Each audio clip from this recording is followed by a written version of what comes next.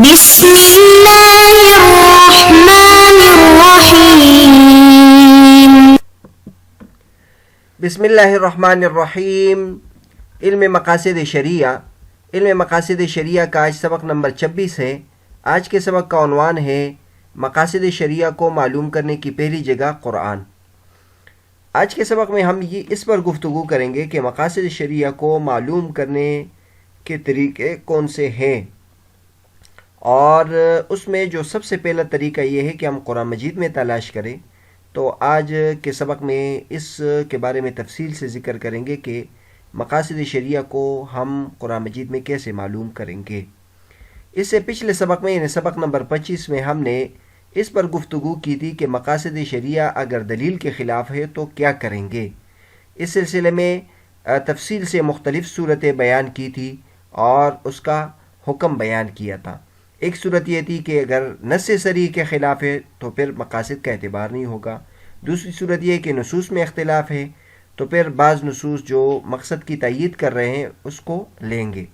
تیسری صورت یہ ہے کہ نص عام ہے تو پھر مقاصد شریعہ کی وجہ سے بعض افراد کے ساتھ اس کو خاص کریں گے۔ چوتھی صورت یہ ہے کہ کبھی نص اور مقصد شرعی میں تعارض کے وقت متبادل نص کی طرف ہم جائیں گے۔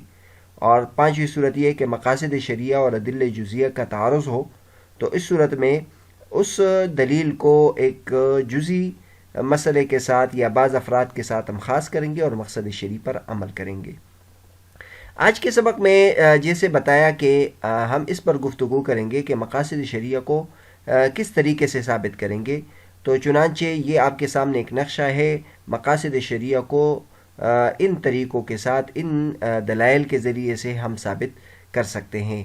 یعنی سب سے پہلے ہم اگر مقاصد شریعہ کو معلوم کرنا چاہیں تو قرآن میں ہم دیکھ لیں، اس کے بعد پھر سنت میں دیکھ لیں، اس طرح امر و نہی میں دیکھ لیں۔ جہاں امر آتا ہے اللہ کا، نبی کریم صلی اللہ علیہ وسلم کا، تو یا نہیں آتی ہے تو وہاں معلوم ہو جاتا ہے کہ مقصد شرعی کیا ہے۔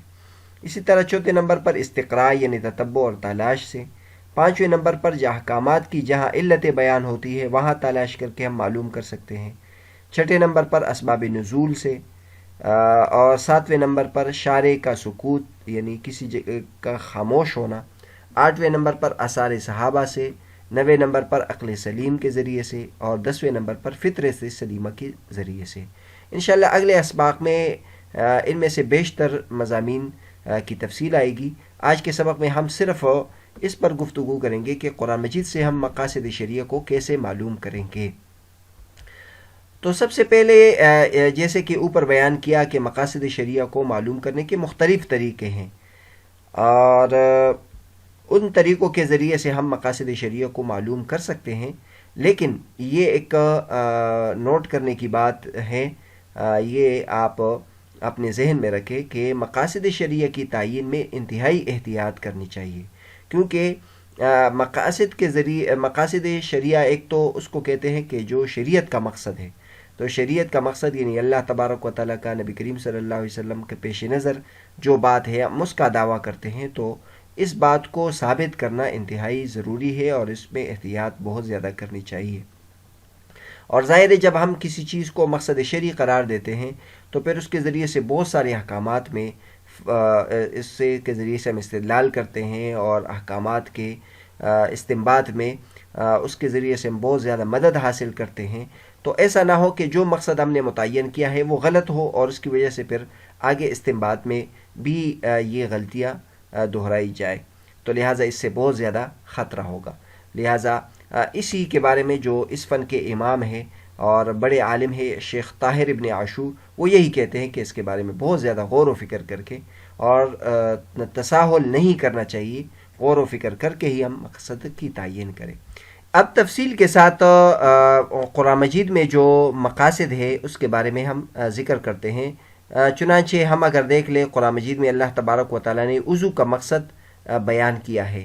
اللہ تبارک و تعالیٰ فرماتے ہیں ما یرید اللہ لیجعل علیکم من حرج ولکن یرید لیطہرکم ولیتم نعمتہ علیکم لعلکم تشکرون، سورہ مائدہ آیت نمبر 6۔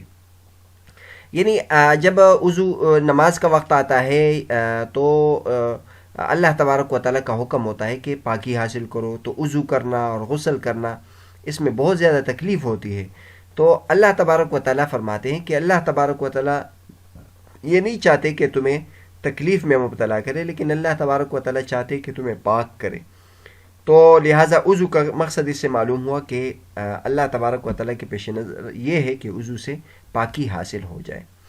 اسی طرح نماز کے بارے میں اللہ تبارک و تعالیٰ فرماتے ہیں اقم الصلاۃ ان الصلاۃ تنہی عن الفحشاء والمنکر، اور آپ نماز قائم کریں کیونکہ نماز برائی اور بدکاریوں سے روکتی ہے.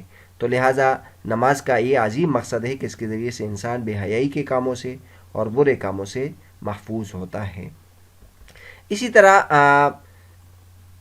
مسجد حرام کی طرف منہ کرنے کا مقصد، یعنی اللہ تبارک و تعالیٰ فرماتے ہیں کہ جب تم نماز پڑھو تو وَمِنْ حَيْثُ خَرَجْتَ فَوَلِّ وَجْهَكَ شَطْرَ الْمَسْجِدِ الْحَرَامِ وَحَيْثُ مَا كُنْتُمْ فَوَلُّوا وُجُوهَكُمْ شَطْرَهُ لِئَلَّا يَكُونَ لِلنَّاسِ عَلَيْكُمْ حُجَّةٌ إِلَّا الَّذِينَ ظَلَمُوا مِنْهُمْ. اللہ تبارک و تعالیٰ فرماتے ہیں کہ تم مسجد حرام کی طرف چہرہ موڑو اور جہاں بھی ہو تم اس طرف منہ کر کے نماز پڑھو تاکہ لوگوں کا تمہارے اوپر کوئی دلیل نہ رہے مگر وہ لوگ جنہوں نے ظلم کیا ہے. تو لہٰذا مسجد حرام کی طرف منہ کرنے کا اور نماز اس کی طرف پڑھنے کا مقصد یہ ہے کہ لِأَلَّا يَكُونَ لِلنَّاسِ عَلَيْكُمْ حُجَّةٌ، تاکہ یہ جو مکہ کے لوگ ہیں ان کے پاس کوئی حجت باقی نہ رہے. یعنی جو مکہ والے ہوتے وہ اپنے آپ کو دین ابراہیمی پر سمجھتے تھے اور وہ نبی کریم صلی اللہ علیہ وسلم کو یہ کہتے تھے کہ یہ دین ابراہیمی سے علیحدہ ہوا ہے. تو اگر نبی کریم صلی اللہ علیہ وسلم بیت اللہ کی طرف نماز نہ پڑھتے تو وہ ان کے پاس یہ دلیل مضبوط ہو جاتی کہ وہ نبی کریم صلی اللہ علیہ وسلم دین ابراہیمی پر نہیں ہے. تو لہٰذا اللہ تبارک و تعالیٰ فرماتے کہ تم خانہ کعبہ کی طرف اور مسجد حرام کی طرف نماز پڑھو تاکہ ان کے پاس کوئی دلیل نہ رہے. اسی طرح جو شریعت کے مقاصد ہے روزے کے بارے میں اللہ تبارک و تعالیٰ فرماتے ہیں یا ایھا الذین آمنوا کتب علیکم الصیام کما کتب علی الذین من قبلکم لعلکم تتقون. اے ایمان والو، تم پر روزہ فرض کیا گیا ہے جیسے کہ ان لوگوں پر فرض کیا گیا تھا جو تم سے پہلے گزرے ہیں تاکہ تم تقوی اختیار کر لو، تاکہ تم متقی بن جاؤ. تو روزے کا مقصد تقوی حاصل کرنا ہے اور یہ ایک بہت واضح بات ہے. یعنی ایک شخص ہے، اس نے روزہ رکھا ہے اور وہ سخت گرمی کی حالت میں ہے اور اس کے پاس فریج میں ٹھنڈا پانی موجود ہے اور کوئی اس کو نہیں دیکھ رہا ہے، لیکن وہ پانی نہیں پی رہا ہے اس لیے کہ اللہ دیکھ رہا ہے. تو جب ایک بندہ پانی جیسا عمل جو عام زندگی میں ایک ضروری چیز ہے اور اللہ نے اسے منع نہیں کیا ہے، جب وہ اس سے رکے گا تو وہ گناہوں سے بھی رکے گا اور تقوی اس کو حاصل ہو جائے گا. 5ویں نمبر پر زکوٰۃ کا مقصد اللہ تبارک و تعالیٰ نے قرآن مجید میں بیان کیا ہے. خذ من اموالہم صدقۃ تطہرہم وتزکیہم بہا. اے نبی کریم صلی اللہ علیہ وسلم، آپ ان لوگوں سے زکوٰۃ لو تاکہ یہ زکوٰۃ ان کو پاک کر دے اور ان کا تزکیہ کر دے. اور یہ زکوٰۃ کی خصوصیت ہے کہ اس کے ذریعے سے انسان کا مال بھی صاف ہو جاتا ہے، انسان کی شخصیت بھی صاف ہو جاتی ہے. 6 نمبر پر حج کا مقصد ہم اگر دیکھ لیں، اللہ تبارک و تعالیٰ فرماتے وَأَذِّن فِي النَّاسِ بِالْحَجِّ يَأْتُوكَ رِجَالًا وَعَلَى كُلِّ ضَامِرٍ يَأْتِينَ مِنْ كُلِّ فَجٍّ عَمِيقٍ لِيَشْهَدُوا مَنَافِعَ لَهُمْ وَيَذْكُرُوا اسْمَ اللَّهِ فِي أَيَّامٍ مَّعْلُومَاتٍ. اے نبی کریم صلی اللہ علیہ وسلم، آپ لوگوں میں حج کا اعلان کیجئے تاکہ وہ پیدل اور سواریوں پر آئے اور دور دراز علاقوں سے آئے تاکہ وہ اپنے منافع کے حاصل کرنے کی جگہ میں حاضر ہو جائے اور اللہ تبارک و تعالیٰ کا ذکر بھی کرے، اللہ تبارک و تعالیٰ کو یاد بھی کرے. تو لہٰذا حج کا مقصد ایک تو یہ ہے کہ انسان اپنا فائدہ اس جگہ حاصل کرے اور وہاں عظیم فائدہ یہ ہے کہ تمام دنیا کے مسلمان اکٹھے ہو جائیں گے اور اس سے اجتماعیت آئے گی، اس سے وحدت آئے گی اور اس سے اتفاق پیدا ہوگا اور اس سے مسلمانوں میں جو غرور و تکبر ہے اور بہت ساری بری عادتیں ہیں وہ نکل جائے گی. سب مسلمان جو ہے وہ اللہ تبارک و تعالیٰ کے دربار میں ایک صف میں کھڑے ہو جائیں گے، اور ساتھ ساتھ اللہ تبارک و تعالیٰ کی عبادت بھی مقدس مقامات میں مقدس دنوں میں کریں گے۔ تو یہ دو عظیم مقصد اللہ تبارک و تعالیٰ نے بیان کیے ہیں۔ 7ویں نمبر پر قصاص کا مقصد اللہ تبارک و تعالیٰ نے قرآن مجید میں بیان کیا ہے، وَلَكُمْ فِي الْقِصَاصِ حَيَاةٌ يَا أُولِي الْأَلْبَابِ لَعَلَّكُمْ تَتَّقُونَ۔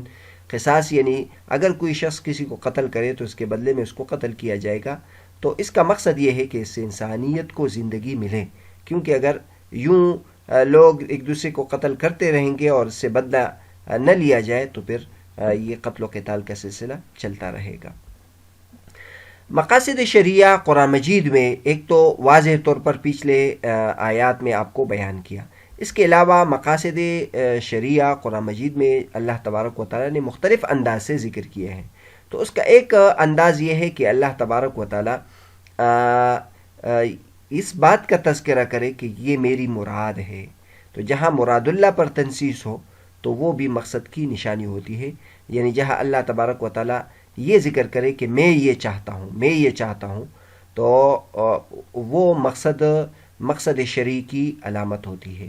چنانچہ کئی آیات میں اللہ تبارک و تعالیٰ نے یہ فرمایا ہے کہ یرید اللہ بکم الیسر ولا یرید بکم العسر، اللہ تبارک و تعالیٰ نہیں چاہتے کہ تم پر تنگی کرے بلکہ تم پر آسانی چاہتے ہیں۔ تو اس سے معلوم ہوا کہ یسر مقصد شرعی ہے اور عسر کو دور کرنا یہ مقصد شرعی ہے۔ اس طرح ایک اور جگہ اللہ تبارک و تعالیٰ فرماتے یرید اللہ ان یخفف عنکم، اللہ تبارک و تعالیٰ چاہتے ہیں کہ تم پر تخفیف کرے، تو لہٰذا معلوم ہوا کہ تخفیف بھی مقصد شرعی ہے۔